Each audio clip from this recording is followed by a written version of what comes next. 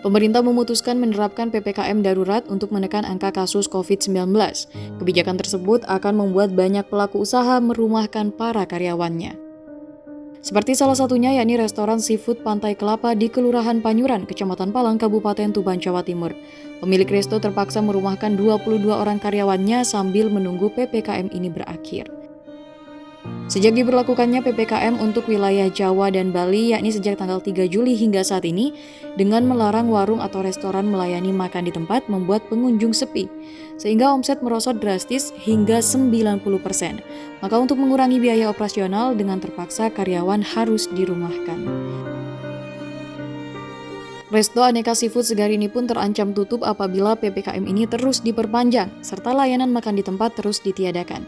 Karena sepinya pengunjung maupun pesanan membuat bahan baku yang disediakan mengalami kerusakan meski sudah di dalam mesin pendingin.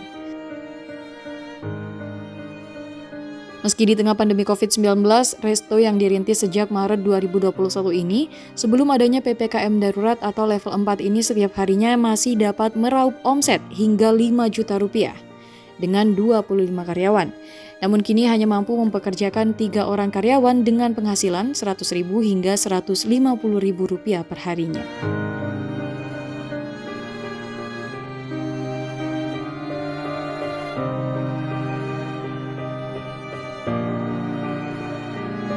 Untuk pengolah usaha ya, khususnya resto, itu akan berdampak sekali ya, terutama di omset satu, dan juga kita harus merumahkan semua karyawan.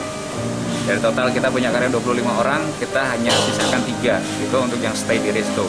Yang 22 orang, ya harus dengan terpaksa kita harus merumahkan mereka. Untuk per hari ini ada pengunjung nggak Mas seperti ini?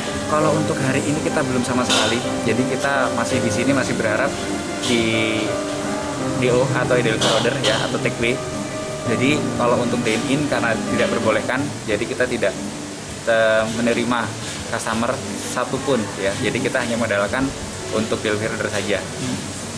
Tetap buka seperti ini mungkin ada kerugian tersendiri?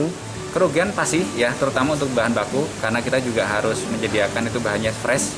Jadi kalaupun lebih dari 3 hari kita sangat-sangat rugi dalam perharinya. Sementara ini untuk dapat bertahan di tengah pemberlakuan PPKM darurat yang diperpanjang hingga 2 Agustus mendatang, pihaknya melayani pesan antar nasi kotak dengan free ongkir.